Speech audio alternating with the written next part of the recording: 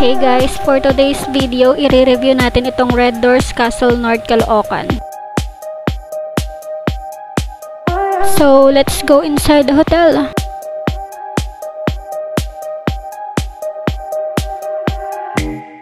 They have parking lot for cars and motorcycles. Very quiet surroundings and walking distance from mini store. The room was clean and they have 2 bottles of water free Wi-Fi and air conditioned in all rooms. It is a standard double room. Don't expect too much from this hotel because it's only a 1-star hotel. For more details about the hotel, I'll put the link below so you guys could check it.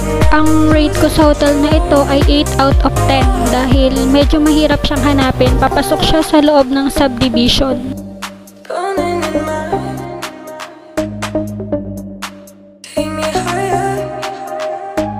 Early check-in or late check-out is subject to room availability and will have charge of 100 pesos per hour.